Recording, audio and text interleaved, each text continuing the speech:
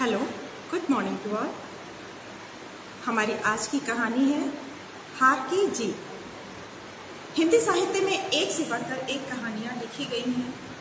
हार की जीत उनमें एक बहुत प्रसिद्ध कहानी है जो लेखक सुदर्शन के द्वारा लिखी गई। लेखक सुदर्शन ने इसका विषय बनाया है हृदय परिवर्तन को, कि कैसे मनुष्य की संवेदनाएं दिन प्रतिदिन किसी घटना के द्वारा परिवर्तित हो सकती हैं। हार की जीत हृदय परिवर्तन की एक ऐसी कहानी है जिसमें बाबा भारती के एक वाक्य से ही खूंखार डाकू खड्ग सिंह कुमार को छोड़कर जीवन के सन्मान पथ पर आ जाता है। यह सुदर्शन की पहली कहानी है।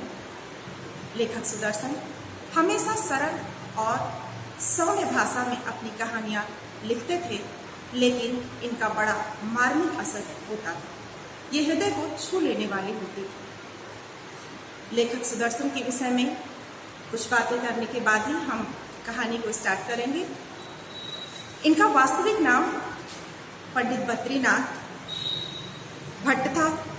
ये प्रेमचंद परंपरा के साहित्यकार थे। प्रेमचंद परंपरा के साहित्यकार यानी आदर्शवादी साहित्यकार। किसी भी समस्या के विषय में लिखते हुए वे कहानी का अंत ले जाकर आदर्शवादी रखते थे, यानी कि वो मानते थे कि किसी भी समस्या का समाधान लड़ाई झगड़े या इस प्रकार की चीज़ों से नहीं हो सकता है, बल्कि आदर्श विचारधारा के द्वारा ही किसी समस्या का समाधान हो सकता है। इसीलिए इनकी कहानियों को आदर्शवादी या आदर्शोन्मुख कहा जाता है। इसी परंपरा का पालन करते हुए लेखक सुदर्शन प्रेमचंद की भांति ही उर्दू और हिंदी दोनों ही भाषाओं में कहानियाँ लिखा करते थे। केवल कहानियाँ ही नहीं, गद्य और पद्य दोनों में ही इन्हें महारत हासिल थी। आगे चलकर ये महात्मा गांधी द्वारा स्थापित हिंदुस्तानी संस्था वर्धा के सम्मानित सदस्य बने और सन 1950 में हिंदी फिल्म जगत में फिल्म लेखक संघ के पहले उपाध्यक्ष भी बने। इन्होंने कुछ फिल्मों की पटकथाएं भी लिखी हैं और कुछ फिल्मों के लिए गीत भी। सन 1895 में सियालकोट में, जो अब पाकिस्तान में है, वहाँ इनका जन्म हुआ और सन 1967 में इनका निधन हुआ। इनकी भाषा सरल, स्वाभाविक, प्रभावी एवं मुहावरेदार होती थी, जिसका बड़ा ही सरल प्रभाव लेखकों के हृदय पर पड़ता था। हमारी आज की कहानी है हार की जीत। हार की जीत में उन्होंने हृदय परिवर्तन को विषय वस्तु बनाया है कि कैसे एक खूंखार डाकू का एक साधु की संगति में हृदय परिवर्तन हो जाता है। तो आइए हम कहानी पढ़ना शुरू करते हैं। माँ को अपने बेटे और किसान को अपने लहलहाते खेत देखकर जो आनंद आता है, वही आनंद बाबा भारती को अपना घोड़ा देखकर आता था। भगवत भजन से जो समय बचता वह घोड़े को अर्पण हो जाता। वह घोड़ा बड़ा सुंदर था, बड़ा बलवान। उसके जोड़ का घोड़ा सारे इलाके में न था। बाबा भारती उसे सुल्तान कहकर पुकारते, अपने हाथ से दाना खिलाते और देख रेख कर प्रसन्न होते थे। बाबा भारती गांव से बाहर एक छोटे से मंदिर में रहते थे और भगवान का भजन करते थे। मैं सुल्तान के बिना नहीं रह सकूंगा, उन्हें ऐसी भ्रांति सी हो गई थी। वे उसकी चाल पर लट्टू थे। कहते हैं, ऐसा चलता है जैसे मोर खनखटा को देखकर नाच रहा। जब तक संध्या समय सुल्तान पर चढ़कर 8-10 मील का चक्कर न लगा लेते, उन्हें चैन न आता। कहानी का यह प्रथम अनुच्छेद यह सिद्ध करता है कि बाबा भारती एक संत थे जो गांव के बाहर मंदिर में भगवत भजन किया करते थे और भगवत भजन से जो भी समय मिलता था, वो सारा समय वो अपने प्रिय घोड़े सुल्तान को देते थे।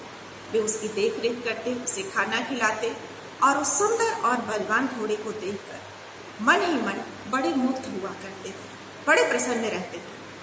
वह घोड़ा था भी बहुत सुंदर और बहुत बलवान।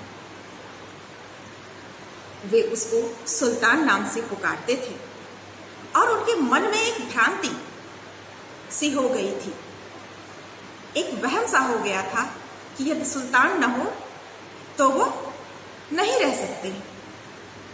और उसकी चाल पर तो वो लट्टू थे। जब वो चलता था तो उन्हें लगता था कि जैसे घनघोर घटा छाई हो और उसे देखकर मोर नाचते हो, वैसे ही मेरा सुल्तान चलता है।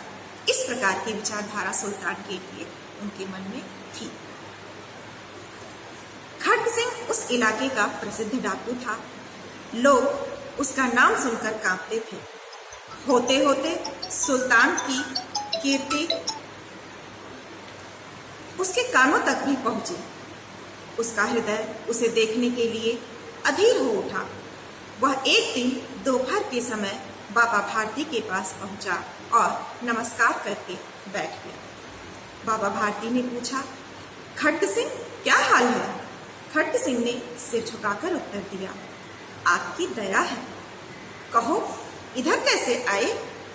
सुल्तान की चाह खींच लाई। विचित्र जानवर है, देखोगे तो प्रसन्न हो जाओगे। मैंने भी बड़ी प्रशंसा सुनी है। उसकी चाल तुम्हारा मन मोह लेगी। कहते हैं देखने में भी बड़ा सुंदर है। इस प्रकार की वार्तालाप डाकू खड्ग सिंह और बाबा भारती ने उस घोड़े को लेकर हुई। डाकू खड्ग सिंह, जैसा कि दूसरे अनुच्छेद में लिखा गया है कि उस इलाके का बड़ा प्रसिद्ध डाकू था और बहुत खूंखार डाकू था। लोग उसका नाम लेते हुए भी ठहराते थे। जब उसने सुना कि बाबा भारती के पास एक बहुत ही सुंदर, बहुत मस्त चाल वाला, बहुत बलवान घोड़ा है, तो वह उसे देखने की इच्छा लेकर उनके पास आया। बाबा भारती ने डाकू होने के बाद भी उसका स्वागत किया, उसे बिठाया, उसका हालचाल पूछा और आने का कारण पूछा। तब उसने बताया कि सुल्तान की चाह मुझे खींच लाई है, अर्थात मैं सुल्तान को देखने आया हूँ। बाबा भारती बड़े खुश हो गए। वे बड़े खुश हो जाते थे जब कोई उनके घोड़े को देखने आता था या उनके घोड़े की प्रशंसा करता था। वे स्वयं उससे कहते हैं कि विचित्र जानवर है, देखोगे तो प्रसन्न हो जाओगे। वे अपने घोड़े की तारीफ करते हुए कहते हैं कि मेरा घोड़ा सुल्तान बड़ा ही विचित्र जानवर है, तुम भी उसे देखोगे तो बड़े खुश हो जाओगे। मैंने भी बड़ी प्रशंसा सुनी है। खड्ग सिंह कहता है कि मैंने भी उसकी बड़ी प्रशंसा सुनी है।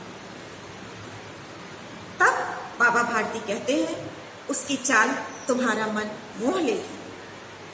बाबा भारती उसकी चाल पर अपने आप को पूरी तरह निछावर कर देते थे। इतने खुश होते थे उसकी चाल की प्रशंसा करके और दूसरों के मुख से सुनकर। वह कहते हैं कि उसकी चाल तुम्हारा मन मोह लेगी। तब खड्ग सिंह कहता है, कहते हैं देखने में भी बड़ा सुंदर है।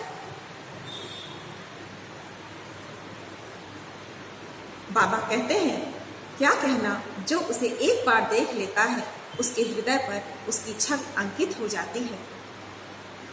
खड्ग सिंह कहता है, बहुत दिनों से अभिलाषा थी, आज उपस्थित हो सका।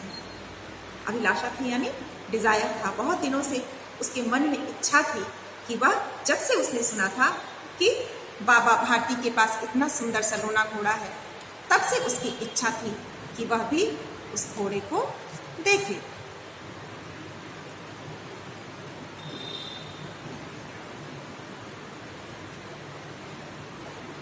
और वह अपनी ये इच्छा बाबा भारती के सम्मुख प्रस्तुत करता है। बाबा भारती और खड्ग सिंह अस्तबल में पहुंचे। बाबा भारती ने घोड़ा दिखाया।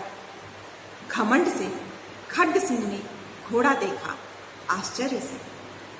उसने सहस्त्र घोड़े देखे थे, परंतु ऐसा बांका घोड़ा उसकी आंखों से कभी न गुजरा था। सोचने लगा, भाग्य की बात है, ऐसा घोड़ा खड्ग सिंह के पास होना चाहिए था। इस साधु को ऐसी चीजों से क्या मतलब? कुछ देर तक आश्चर्य से चुपचाप खड़ा रहा। इसके पश्चात उसके हृदय में हलचल होने लगी। बालकों की तरह अधीरता से बोला, परंतु बाबा जी, इसकी चाल न देखी तो क्या देखा। जब बाबा भारती ने उसे घोड़े को दिखाया तो बड़े अभिमान के साथ दिखाया। यूं उनके अंदर अपने लिए कोई अभिमान न था, वे संत थे, लेकिन बात जब उनके घोड़े सुल्तान की हो तब वे थोड़ा सा अभिमान कर जाते थे कि मेरा घोड़ा, मेरा सुल्तान, जिसे वो पुत्र के समान स्नेह करते थे। कहानी के आरंभ में ही लिखा गया है कि जैसे माँ अपने पुत्र को स्नेह करती है और किसान अपने लहलहाते खेतों को, वैसे ही बाबा भारती अपने घोड़े सुल्तान को स्नेह करते थे। तो बाबा भारती भी बड़े अभिमान से उसे दिखाते हैं और खड्ग सिंह देखता है। कैसे देखता है? बड़े आश्चर्य से। उसने हजारों घोड़े देखे थे, वह डाकू था, उसने हजारों घोड़े देखे थे, पर ऐसा सुंदर, ऐसा मनमोहक, ऐसा बांका घोड़ा उसने कभी नहीं देखा था। उसके मन के अंदर इच्छा जागृत हुई कि यह तो साधु संत है, इन्हें घोड़े का क्या काम, यह घोड़ा तो मुझ जैसे डाकू खड्ग सिंह के पास होना चाहिए। उसके मन में तुरंत इच्छा जागृत हुई और तुरंत ही कुछ कुत्सित विचार भी आए और वह बाबा से बोला, परंतु बाबा जी, इसकी चाल न देखी तो क्या देखी। बाबा जी भी मनुष्य ही थे। अपनी वस्तु की प्रशंसा दूसरे के मुख से सुनने के लिए उनका हृदय अधीर हो गया। घोड़े को खोलकर बाहर गए। घोड़ा वायु वेग से उड़ने लगा।